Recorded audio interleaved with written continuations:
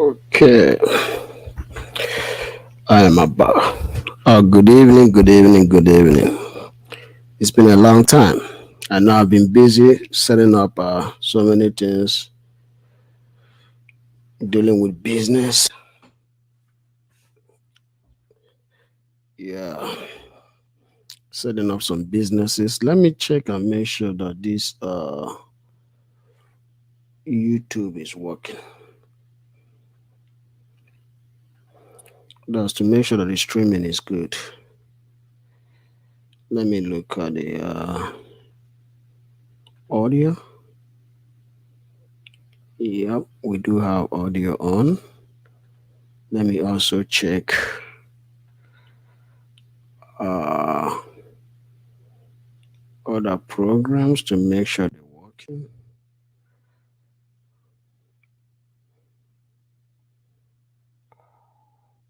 Okay.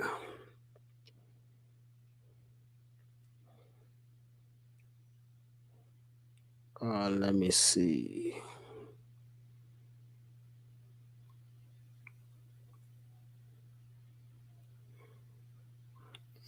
Okay.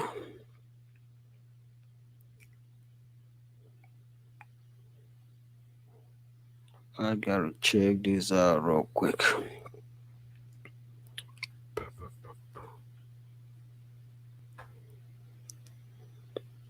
Okay.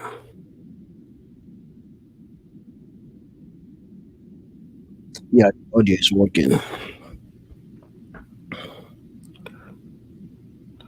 I'm just, I'm hearing some kind of noise in the background, but I don't have anything like windy. Let me check.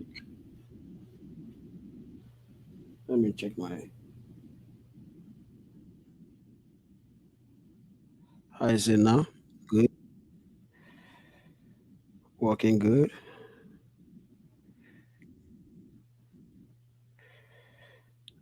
Maybe air condition vent. I don't know if it's air condition vent.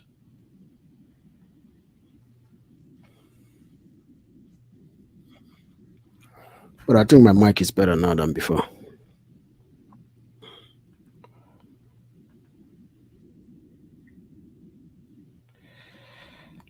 Okay.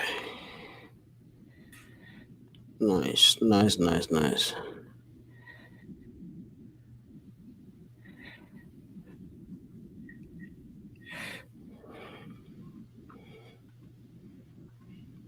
Hmm.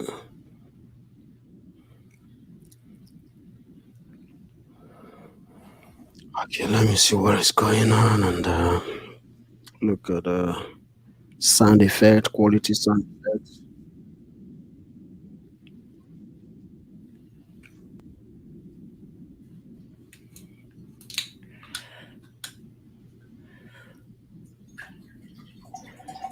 I'll get my water going. It's good to drink water.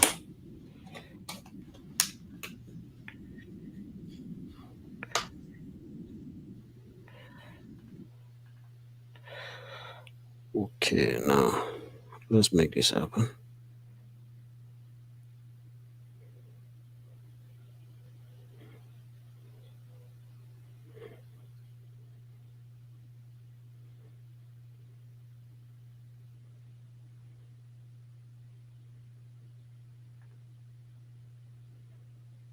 Hmm. Okay, ladies and gentlemen, welcome to Ekene Igunago channel. The channel today is going to cover around business, business investment, business portfolio, and so many other things. But uh, but today I am going to actually cover something that is very, very important to a lot of us. It has to do with wealth. Some of us don't know what is called wealth management. neither do we understand asset management. But it is very vital that you know each either of them.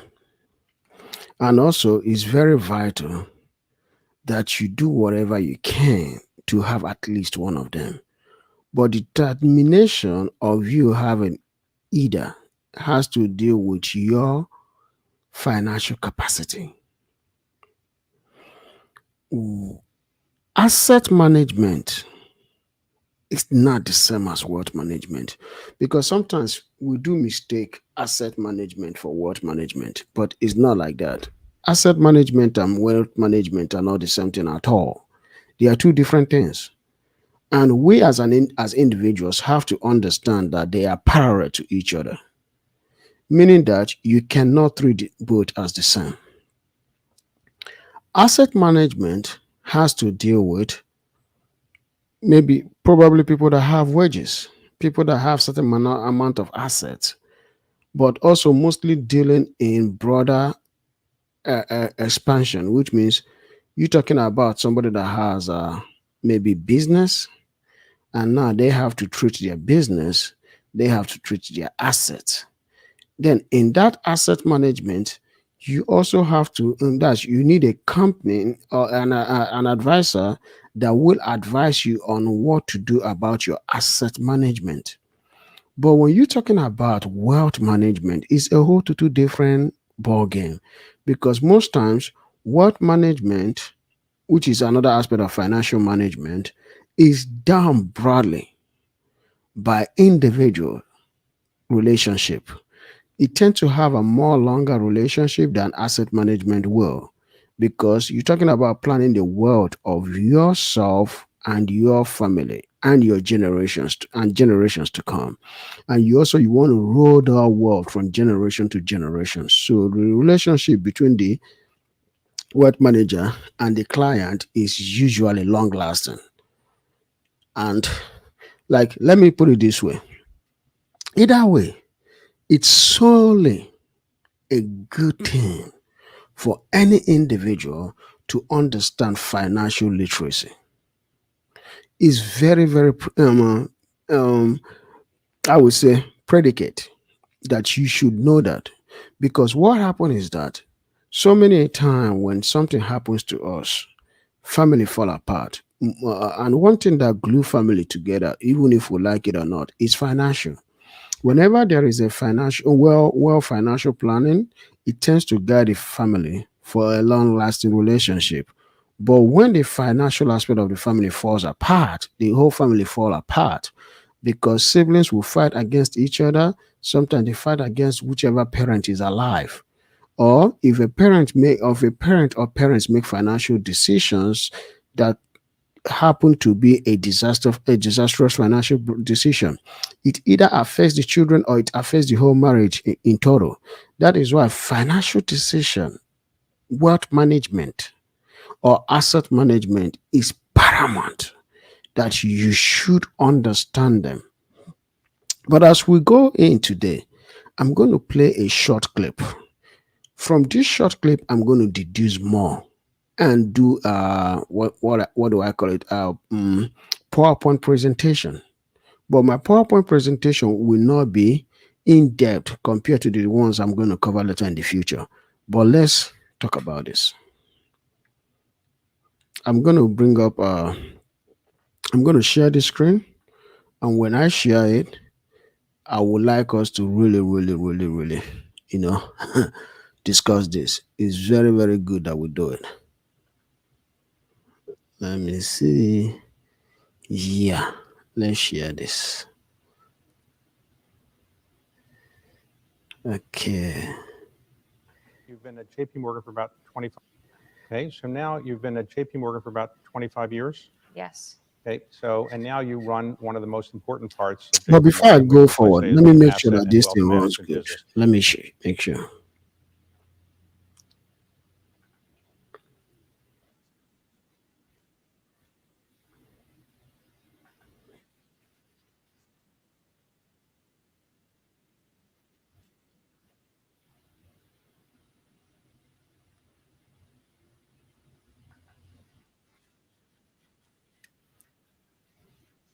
Okay, good.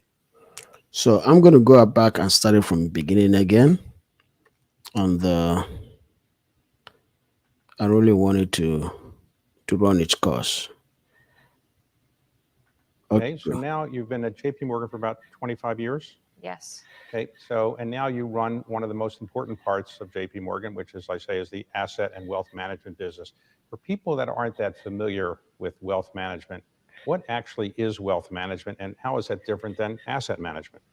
Great question.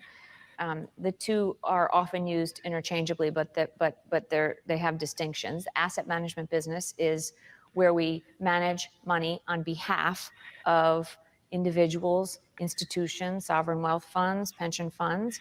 We manage them in mutual funds, we manage them in ETFs, we manage them in single stocks, single bonds, hedge funds, private equity, and the like. And that is the heart of the fiduciary business that we run here at JP Morgan. Wealth management is that plus understanding someone's entire balance sheet. So for the individuals where we manage money, we also help them with their mortgage. We help them with a loan that they might need. We help them with their basic credit card. Okay, I'm going to stop right here. So now I'm going to bring up a slide.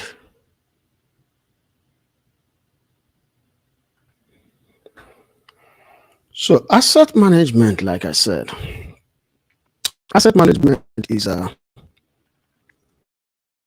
it's a very very broad aspect of financial management that everybody needs to have.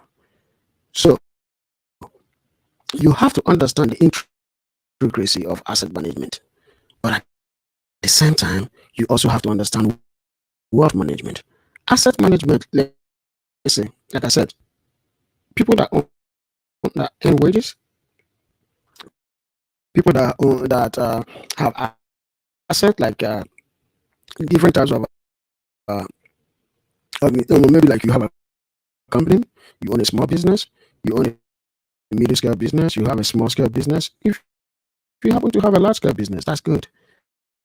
But your assets cannot be all over. You see what I'm saying? It cannot be all over. You need to do what they call asset management. So by having an asset manager, right, it enables you to be able to uh, it enables you to be able to do your others to manage your assets in a way that is very very required for you to understand the day by day operation of your business. But if you happen not to know where all those things are, or be able to put your assets in place, what it does basically, it makes your assets to be in disarray.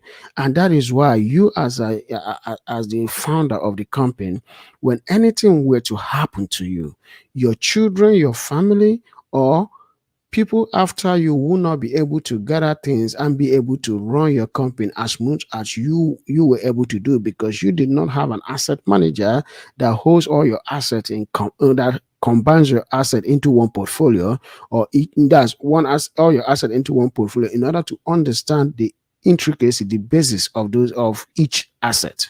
So that is, or each investment. That is why you need an investment manager. But for somebody that has a wage, that doesn't really have business, you can still fall under wealth management if you are able to immerse a lot of cash flow in, or maybe a lot of savings. If you're able to keep a lot of savings during your I would say during your civil servant years, but at the same time, you might have real estate; those are assets. You might have a couple of trust, or maybe you have um, let's say you do have shares of certain companies. You have um, you invest into stocks.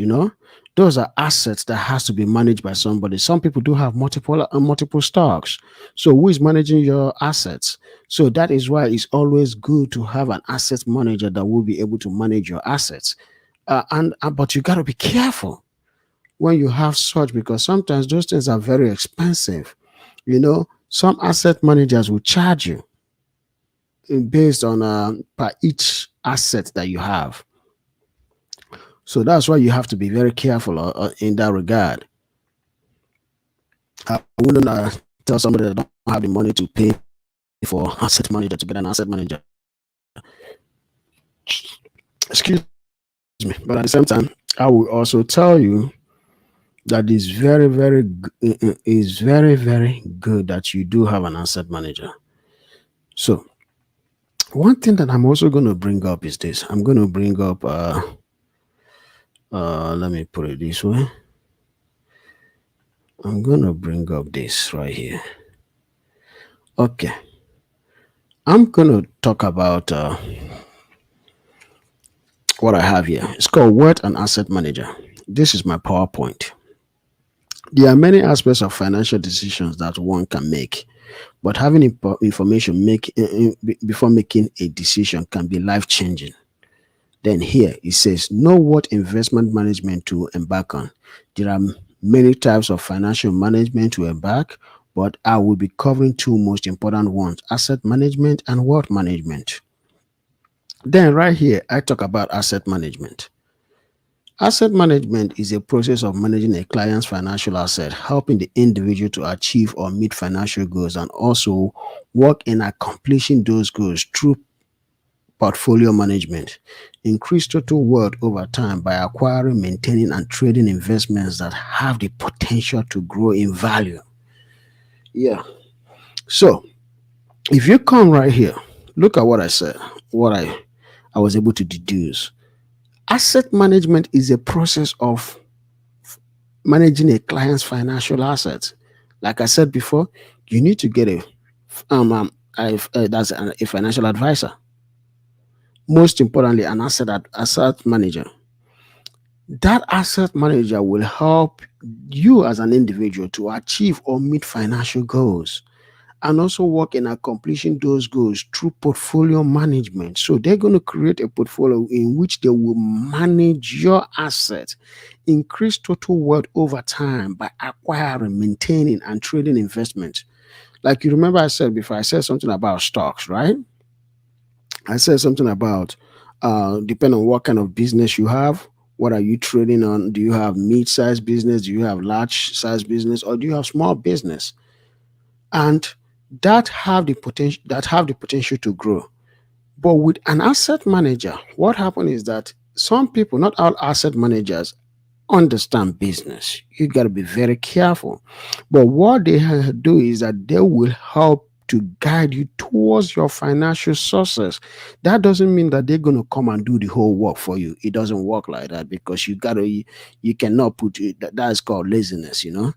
It's called total laziness. They're not going to come and then start doing your business for you, helping you to acquire, to do this and or do that, or help you to run your business. No, you still have to have people that will run those businesses for you. It's your job. It's your job to get to hire people, competent professionals that will run your business. But what an asset manager will do is to help you to manage your assets. They will help you to organize your assets. They're not business runners. They're not going to run your business. They help to organize it. That's what an asset manager will do for you. An asset advisor will do that. So here, hire or visit an asset manager. Visit your bank branch. Hire an expert. Talk to a trust friend in the financial industry or with asset management experience.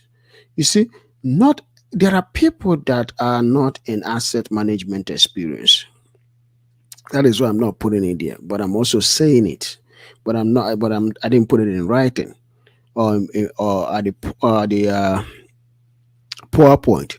So what I mean by that is this, right? The need for asset manager is this. In an asset management organization, you do need somebody that is in that financial industry to give you asset management, and that's to give you asset advising or advices. But also, you need somebody with experience, somebody that has been in the game for a long time. But you also can go to trusted friends that are also bankers or have been in the business, or you can give shares of your company away just to bring them into your business in order to run that business smoothly. Because people tend to do better where they have financial interest. Then at the same time, you can also, like I didn't put it there, meet friends.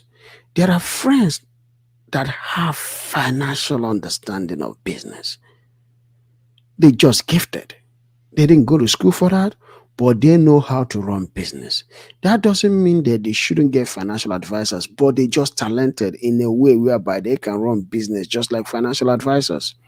So those kind of friends that are friends that I would say to people most of the time, oh, let me share this invitation. So if you want to join this program, you can join and we can talk about this financial management stuff. I'm dropping the link. You can join the program if you can. You're welcome to join the program if you can. So, like I said, so what happened is this basically, right? Those friends are so talented. So, what they will do, they can give you huge financial advice. We all know those friends. Some of us have those friends that are so good in so many aspects of businesses. So don't shy away from them. Don't argue with them too much. Don't shy away from them. Meet those friends, have those business conversations with them. It will blow, that's they will blow your mind. And some of them just enjoy to see other people prosper or other people succeed, and they will be proud for that. Oh, I gave that guy advice.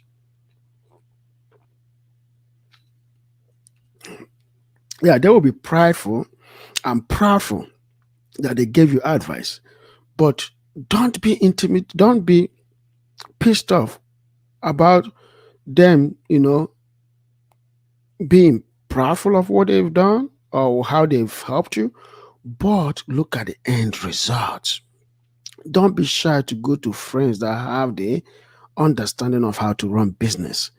Keeping quiet can derail you, can derail your business, can derail a lot.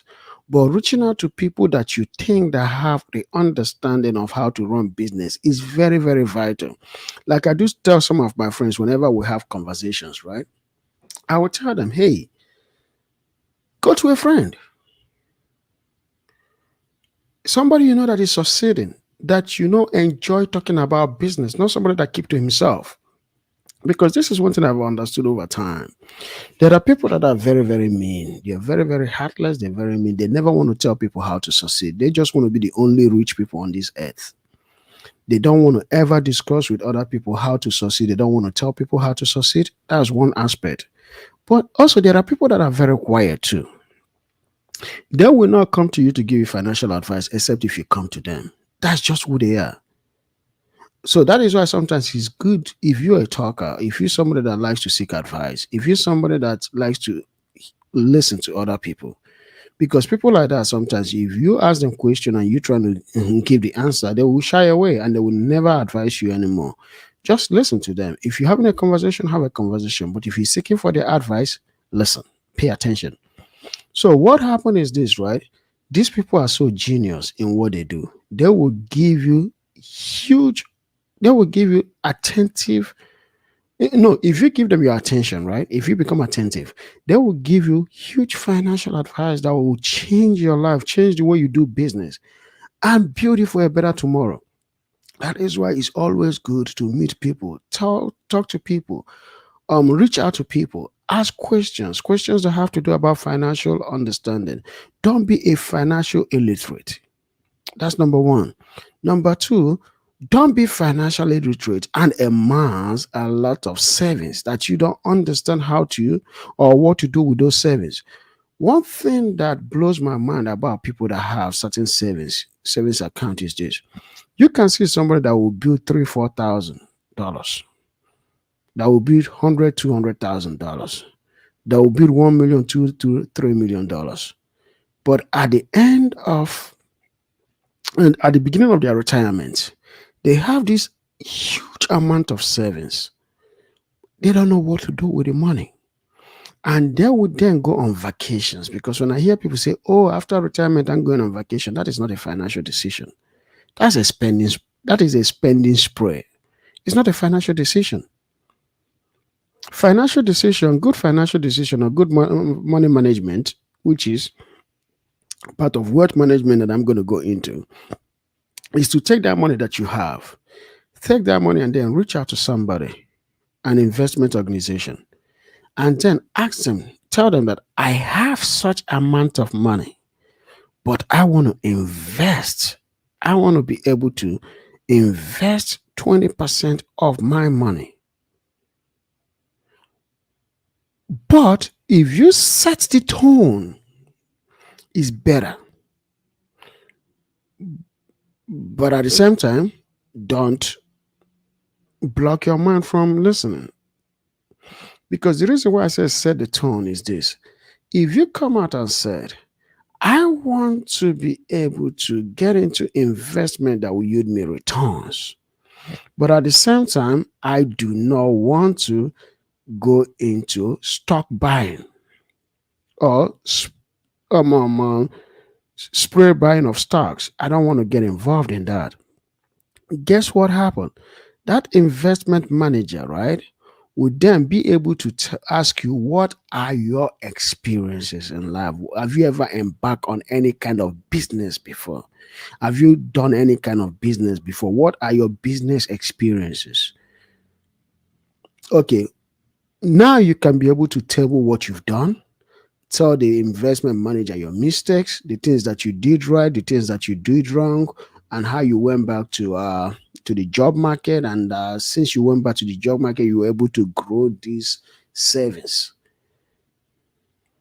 Because in some aspect of life, when you are a certain age, it's not advisable anymore for you to go back into business, because you've attained such an age that your health might not allow you to travel or fly as you used to do.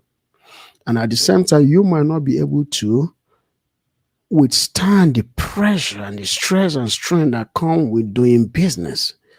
Sometimes certain kind of businesses might be the best options for you. Number one, real estate might be the best option for you.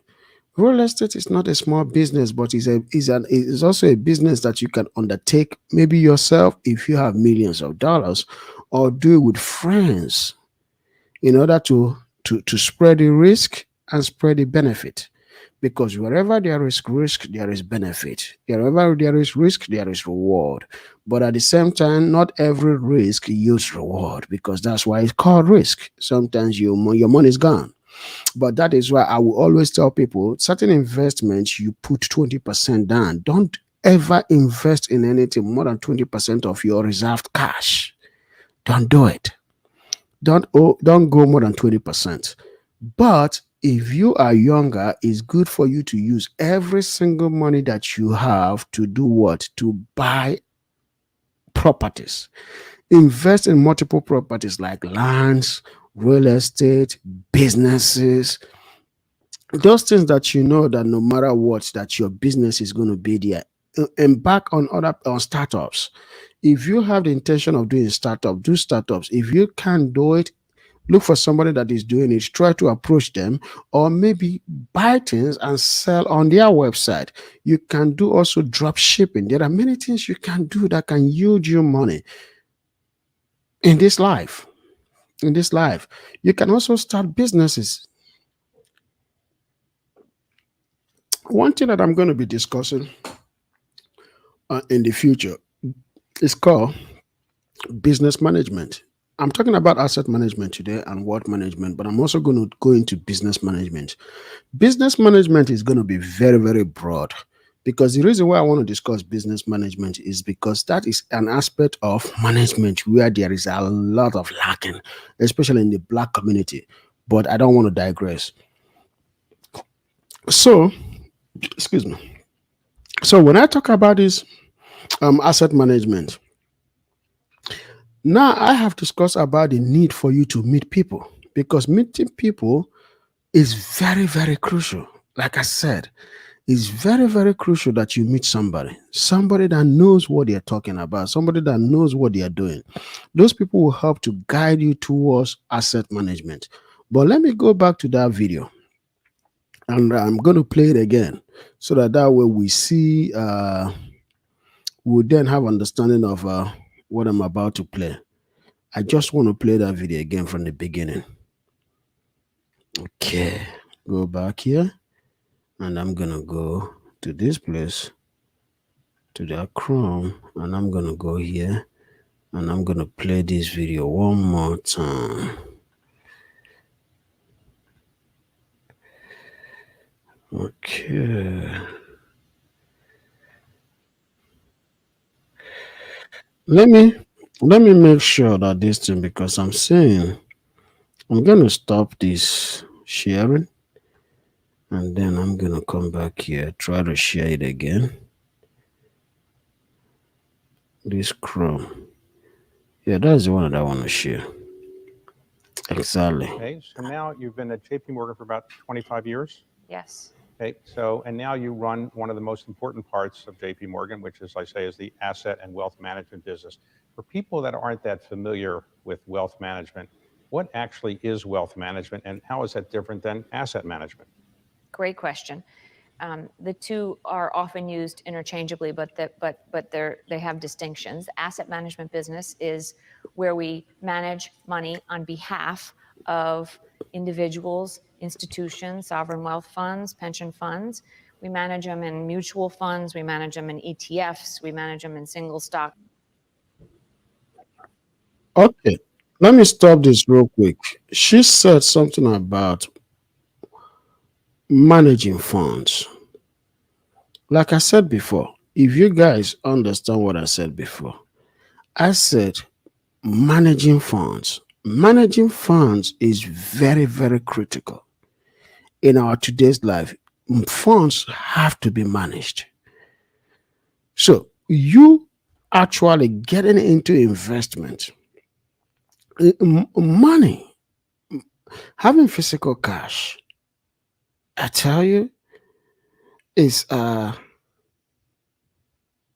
of the most daring thing to do is to have a physical cash. And people might be like, why did I say that having physical cash is daring? Because you'll be surprised. A lot of people, I'm not going to throw numbers out there because I don't want to get people routing up. A lot of people, when they have that cash, don't understand the management aspect of having a physical cash. When you have a cash, either in loan or grant or acquired or something you acquired, and you have that lump sum in your hand, one thing that is detrimental is not knowing how to manage it. That is why it's the most daring thing. The most daring thing is to have a physical cash. But the most detrimental thing is not knowing what to do with it. That is how detrimental it is. To have a physical cash and not knowing what to do with it. So that is why some people, when they come out of retirement, they have this huge cash. They have their 401k. They have this their gratuity. They have whatever it is that they have, but they don't know what to do with it. They just don't know what to do with it. That is why I gave the advice of, okay, to take 20% of your of whatever you have, buy a stock. Yes. 20% put it into investment. Now you have 60%. But that 60% is something you hide. You hide it, you don't touch it. Because the reason why is because it's called raining funds. But those first 40% is what you call high risk. Because you're going to either make or break. But you cannot take 100% of all your money and put it into an investment portfolio that is non-liquidity. Getting into a business adventure is a high risk. It's like buying a stock. You don't know the future. But if you say today, I have $500,000. Okay. Of that 500,000, I'm going to buy $300,000 worth of lands in Dallas, in DFW. I'm going to go look for lands, maybe 2, 3, 4, 5 lands, anywhere between 0.25 acres to half an acre or 1 acre. But you spend about 300,000 acquiring these lands. What you do have right here is an asset. Asset that can never really depreciate, but can appreciate, but maybe not at a faster rate that you want, because lands don't appreciate like houses. They also don't depreciate like houses. They are slow depreciating assets. They are also slow appreciating assets. That is why you see banks will not lend you money easily for lands, because it's not a fast appreciating asset. Okay, he said, okay, I want to build a house. I want to start a real estate, maybe get into a single family home. That is a very good idea. You have that $300,000, $400,000 to do that. Do it. Those are guaranteed assets. Those are guaranteed assets. When you sell them at profit. If the market was to tank, you are still not at loss, because there are other real estate tax breaks that are out there. Real estate investment loss, you can claim it as a tax and you can get tax break for that. But over time, the house begins to appreciate again, because one thing about real estate is that it moves from buyer's market to seller's market. It goes back and forth. Sometimes seller's market might be around for 5, 6, 7 years.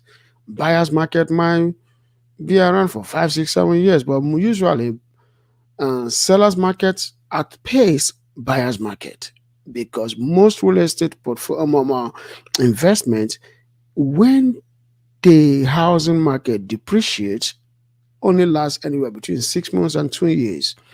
But appreciation in housing market lasts for 3 to 10 years, like the one that we've gone through. This period lasted for almost 15 years, from 2010. 13 years, I'm sorry. From 2010 now to 2013. But there is a slowdown now because of materials, and also people are now not even keeping jobs. Like, the jobs availability is not much as it was right after COVID, when the housing market had it bust. Had it not bust. I'm sorry, not bust. Has its boom. Okay, so that is why I said wealth management is something you need to approach somebody for, because when you have that approach, I'm dropping the link again if somebody wants to come in. If you want to join the program, please click on the link and join the program. We can talk about this. So we can talk. Just come on online. You don't have to be on video, but you can just come in.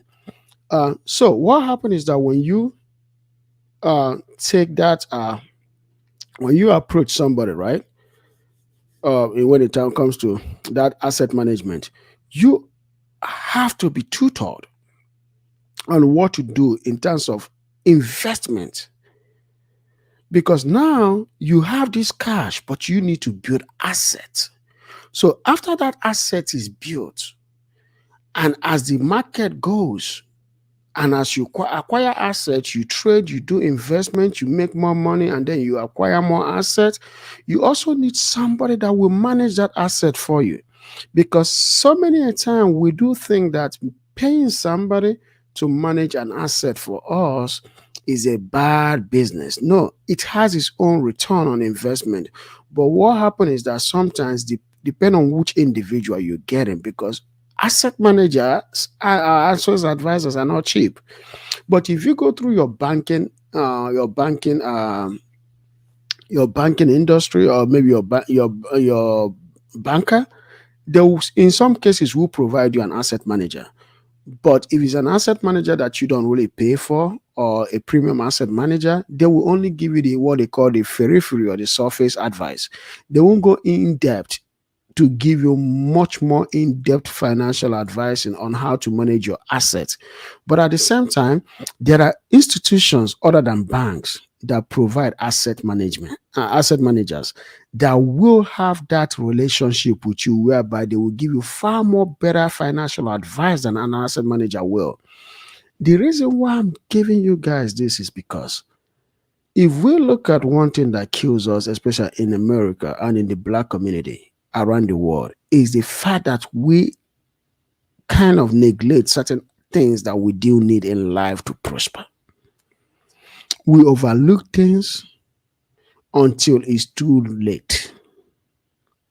When I got into, when I started in my business, I will advise people and say, hey, this is what I'm about to do. I also will people will come to me and be like, okay, what do I do? I'm not a financial expert, but I'm somebody that I've been in the financial world through friendship, exposure, and I got to tell you, I know a lot of people in the financial world that have given me so much advice. And then sometimes when me and them discuss, they ask me, why don't you become a banker?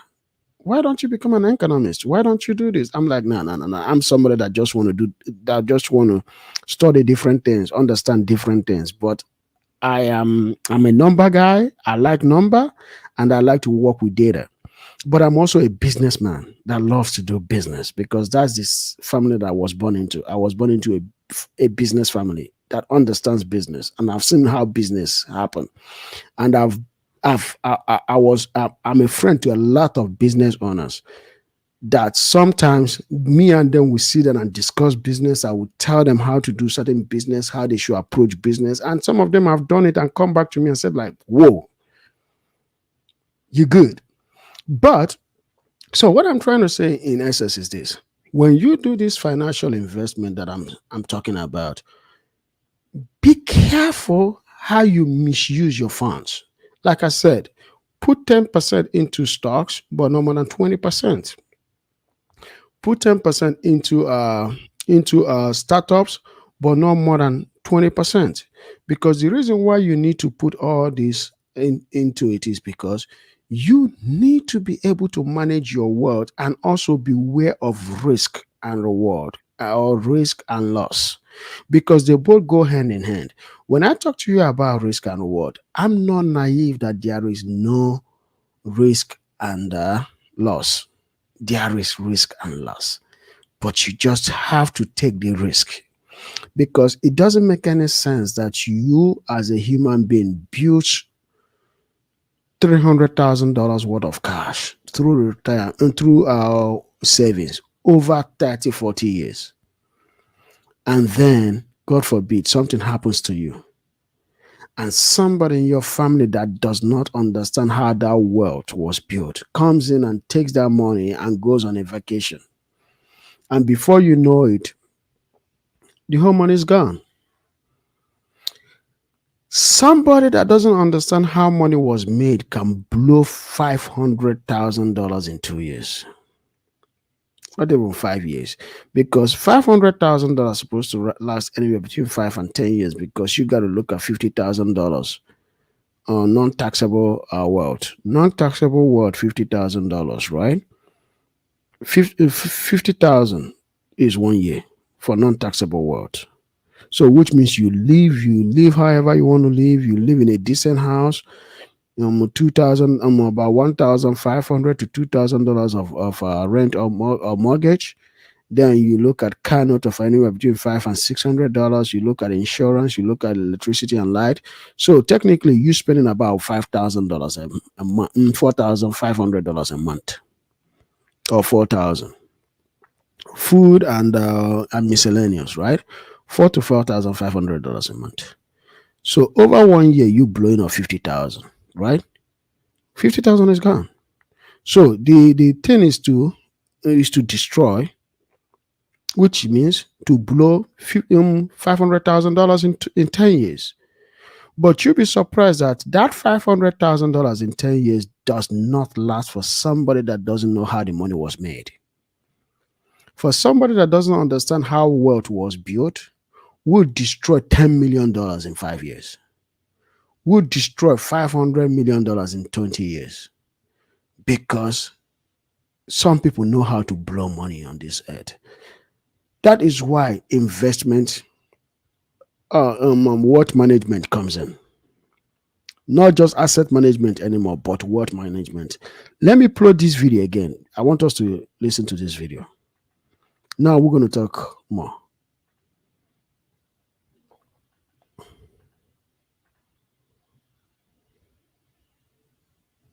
Question.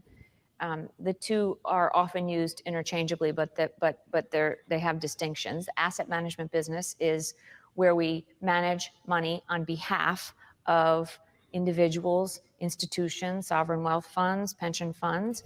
We manage them in mutual funds, we manage them in ETFs, we manage them in single stocks, single bonds, hedge funds, private equity, and the like. And that is the heart of the fiduciary business that we run here at JP Morgan. Wealth management is that plus understanding someone's entire balance sheet. So for the individuals where we manage money, we also. So look at it right now. So everything that I just said about asset management, right? I'm also saying the same thing for wealth management. So what she's saying is this, right? That wealth management is also asset management and many more. So you have asset management, just like I said. When you build an asset, you need somebody to manage it. Especially sometimes we build assets that are greater than us. Sometimes we have documents flying everywhere in our office. We don't know what is where.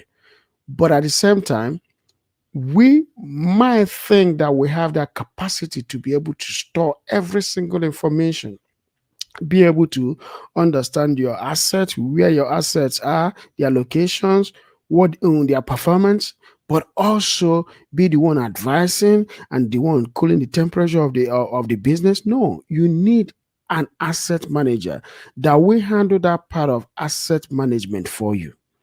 You also need to hire professionals that will be able to run your company because, like I said earlier, asset managers are not employees. They are not your employees. You still need employees, you still need accounting departments that will be able to account the financial, the logistics, and the money responsibility of your organization. That is what the accounting department will do.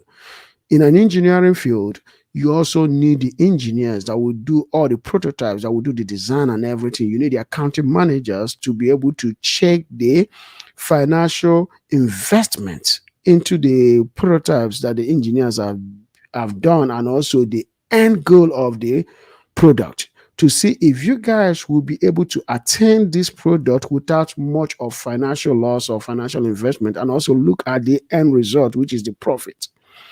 But what a financial manager, what an asset manager will do is to be able to understand all the assets that you need to run your company, and also the outside assets that are beyond certain company that you own, all your assets in total.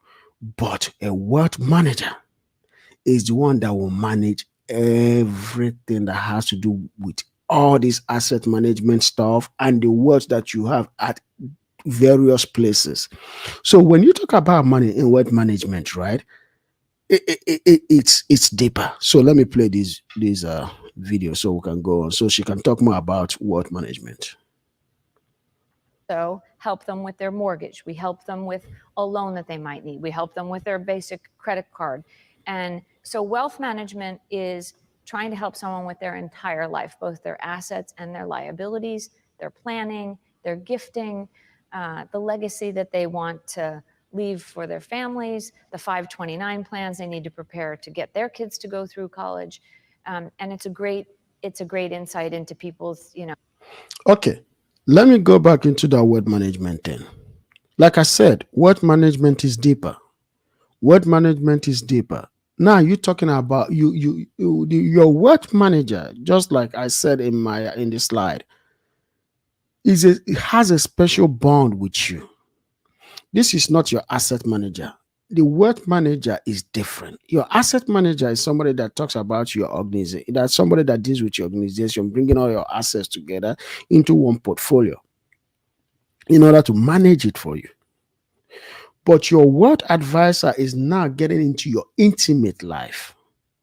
Your wealth advisor is getting into your family life. Your wealth advisor is getting into how you use your credit card, how you spend money, how you your lifestyle. So this person has to help to manage your wealth in order for you to then live your lifestyle, but also leave enough wealth that will be transferred to the next generation, because this individual is bringing now and the future all close together. So let's continue. Entire journey. Now, many organizations like JP Morgan have wealth management businesses. Some are bigger and some are smaller, but basically you're managing money for and doing other things for wealthy people, more or less. Is that fairly right? For wealthy people, although, many of the successful wealth. Yes, one thing that I was also saying earlier is that wealth management is not, like I put it in my slide, it's not for regular folks only.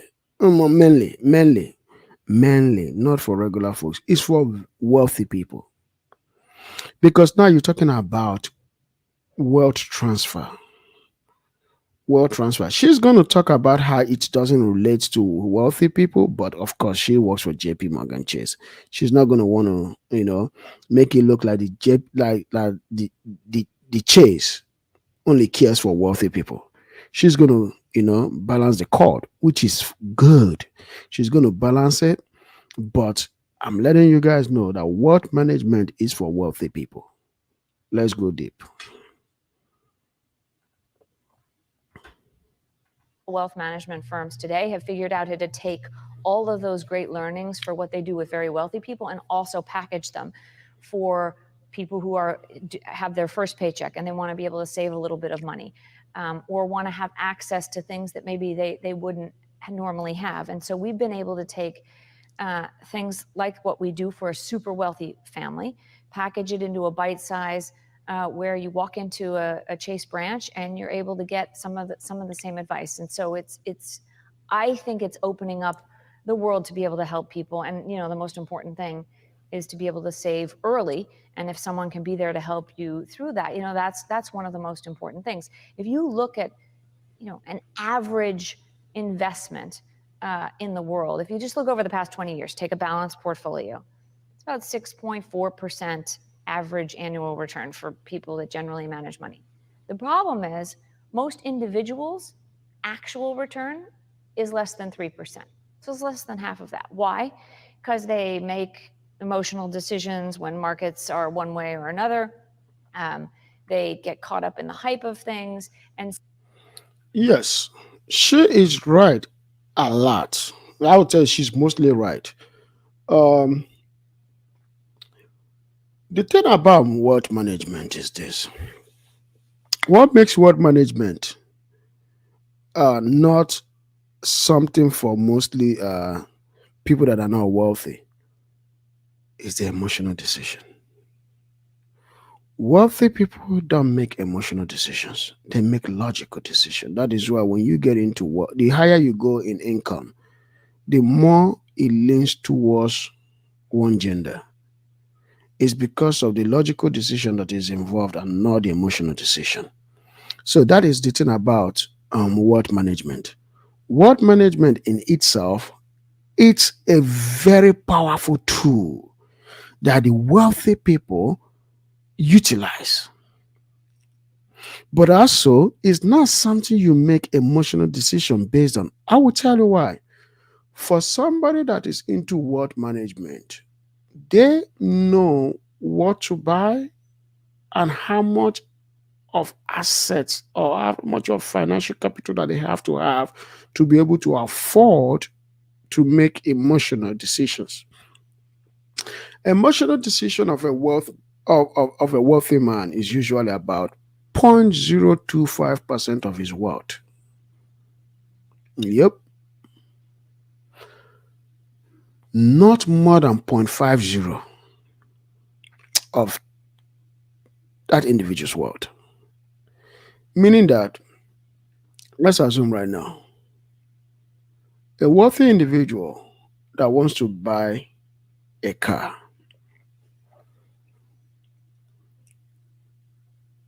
will buy an S class that costs about $150,000 full packaged, not the AMG. Or let's just say the AMG, $160,000, right? But you got to take $160,000 divided by 20 million. That's the decision that this individual has made. I call it emotional decision because of the luxury of the item, but I call it a logical decision because of ratio to wealth. So if you look at the ratio to wealth, right, you find out that this individual made a logical decision, not a emotional one. Emotional decision is because it was a luxury, but it's also buying performance and prestige. So it's buying a high-end car.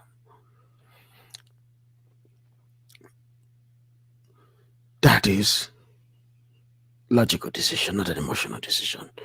But let her continue. And so it's super important to have that advice as early on as we can give it.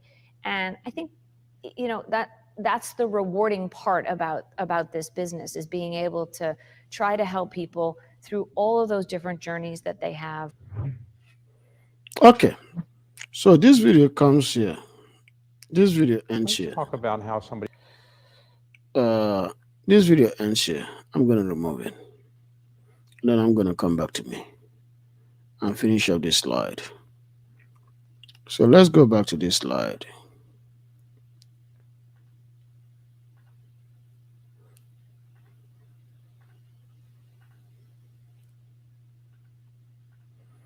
Okay. So, wealth management. The most important aspect of financial management, it is mostly not for people that earn. I'm gonna put right here that earn. Sorry about that. That earn wages, but individuals with financial and investment goals. There are many branches of financial portfolio that make up wealth management. I am not going to go into this today, I promise you, because this aspect of my discussion will require that I cover all of this. But I'm going to tell you that, and I'm just going to list it down: ESG investment strategy, ETF investment strategy, equity, fixed income, mutual funds, and alternative investment. These things I will cover in the next section. I'm not going to tell you why, but I know it's sometime this week. Okay, the reason why I can't tell people when I'm coming online is because I'm a businessman. I'm a businessman that is working on a couple of startups that are going to be announced very soon. And the building of these startups companies require a lot of time from me. Like, I'm putting a lot of times building these startups. Two amazing startups coming up the same time. It's been in the works for almost a year. But at the same time, they require my attention a lot. So if I tell you that I'm going to be here on Tuesday, I might not be here on Tuesday because I have businesses that I run simultaneously. I have a business of my own, and I also have two startups that are coming up. And very soon, sometime this week, the first startup will be announced. Then sometime next week or next 3 weeks, before the end of July, the other startup will be fully announced. But the first startup will be functioning by end of next week. Excuse me. The startup that I'm talking about is already done. It's already launched, but not officially advertised, because I have a plugin that has to work on that website that has to do with registration and sign in. So I don't want people to go online and start making purchases whereby they cannot be able to register their account and have an account under that website in order for them to make purchases if they're going to save their credit cards, or do certain information. So I want the website to work and work very good. So everything else is good. Just one thing, and I will break the news. I'll break the news, and anybody can make purchases online. That is one thing that is that has been consuming my time. I'm doing it and I'm proud of it. But what I'm going to say to you guys is this: let's do business. Okay. Wealth management. You should plan your financial future without entrusting these two professions. I'm sorry. You can't. You shouldn't. That is what I was trying to say. You shouldn't plan your financial future without entrusting these two professionals: financial advisor and wealth manager. That's the clip that I just presented. She's already demonstrated it. Wealth manager is a very complex aspect of financial management, which requires greater relationship between the advisors and the clients. Usually, the amount of money involved are usually enormous, and relationship last for generations to come as long as the wealth management company is still in business. Okay, I am not really going to cover this today, but this will bring to conclusion of what I'm discussing. But let me just present this. Individual financial strength is paramount, but not knowing what to do with the finances at hand or with one's wages can be detrimental in the future. Be financially literate. Be financially literate is the stepping stone in the right direction. Count your money. Separate your money by most important. Pay the most important bills: rent, mortgage, car note if applicable, and insurance. Those are the very, very those are things that you need to pay. So um let me just go into some discussions for today. So what I'm trying to say in essence is this, right? Financial management is very, very important. It's very, very important, very, very paramount that you know how to manage your money. Like I said, you have to know how to manage your money. Not everybody knows how to manage their money. But at the same time, not everybody is born to be a businessman. We shouldn't forget that. Not everybody is born to be a businessman. Not everybody is born to be in the business world. But no matter what aspect that you see yourself into, it's also very, very good, very, very necessary that you give the best that you can. Do the best that you can. Be the best that you can. But don't make stupid financial decisions. Don't make bad financial decisions. Don't make financial decisions that will destroy you. Understand how money works. Financial literacy is the highest gift you can give to yourself, because the reason why financial literacy is the highest gift that you can give to yourself is something that moves from generation to generation. I know in the last previous videos that I did before today, I discussed a lot of things about Onitsha. But the reason why Onitsha is the way it is today is because of certain financial illiteracy that the men that developed that city had. They were not mostly financial literate. Some of them didn't have that much of family support or financial understanding of businesses that we went into to make the best decisions out of it.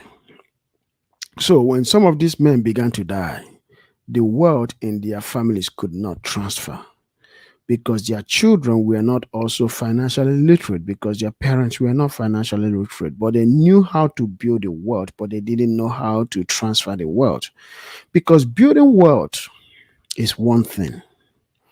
Managing wealth is the second step.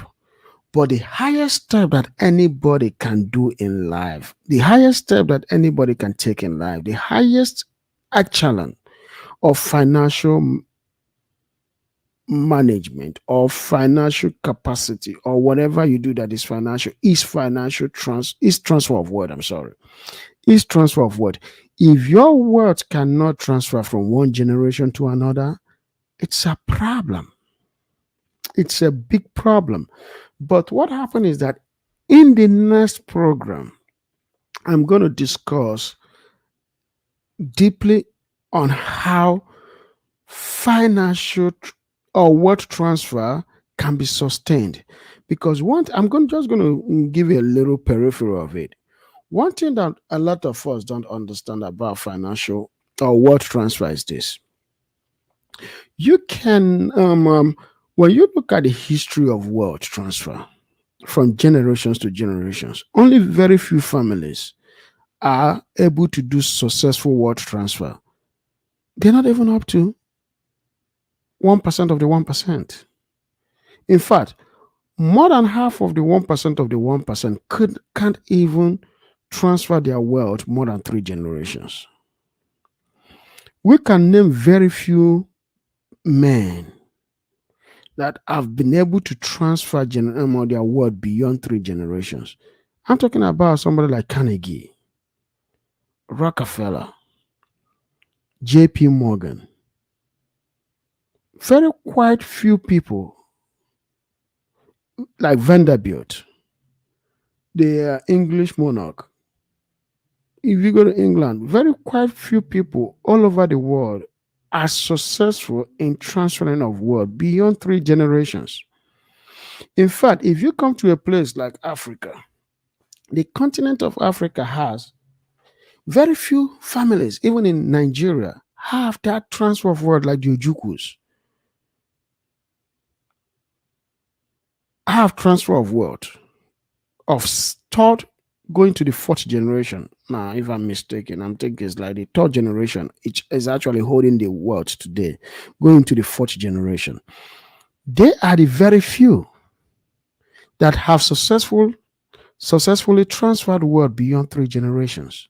Very few people, like the Dangotes, that's Dan Tata family, Isiaka Rabiu, that's the Rabiu family in Kano. Certain families are able to transfer wealth more than 3-4 generations. It's very few of them. In fact, the whole Nigeria is estimable, very small amount of people that are able to transfer wealth beyond 3 generations. So, wealth transfer is a big problem around the world, not just in the West, around the world. But all these things happen because of investment management. For generations now, I would say since 20th generation, since 20th century, right? Up until this 21st century, but starting from the 19th century, during the days of J.D. Rockefeller, some group of men, very small amount of men, were able to hire the best of the best minds. And the best of the best minds were very small, were just 1 or 2 or 3 people around the world. And these men were able to advise very wealthy people on how to do transfer of wealth. And they did it and became successful in it. And that is why in these families, wealth remains today. But I'm sorry to say this, the relationship between certain financial managers, or maybe I would say wealth managers and clients, are not as it used to be. That is why you have a lot of failed transfer of wealth, because most managers look out for themselves, not for the client. But it's not supposed to be like that. But very wealthy clients that don't have maybe marital problem are the ones that usually will have successful transfer of wealth because of the solidness of the foundation that they started with. So transfer of wealth is very, very important. But that's what I'm going to discuss in the next program. But I'm going to come to a stop today so that you can watch this program, share it, and let other people see what was discussed. But the next program will be more intense. We will discuss wealth management in the next program, but I'm going to go really deep into wealth management. Today, the first conversation was about asset management, but I'm going to discuss wealth management fully, but also bring asset management into it. But I will go broad again into asset management after the wealth management discussion, because I got to tell you this: asset management is very, very important. But one thing that I do understand that the risk that the failure of asset management is not the same as wealth management. Wealth management is where the failure is huge among the rich people, but um, upper middle class and rich people, not the wealthy ones, don't really have that luxury of having wealth managers that will help them to build and sustain wealth. But one thing I got to tell you is this: there is a difference between wealth management and building wealth. You have to build your wealth. A wealth manager doesn't help you to build your wealth. You have to build it, but a wealth manager, it helps you to manage it. That's why it's called wealth management, not wealth building. So let's come to a stop here and we'll start tomorrow. We'll start next time. I will release a short clip that will announce that's the day before or the day of the next program. Thank you so much for listening and have a good night.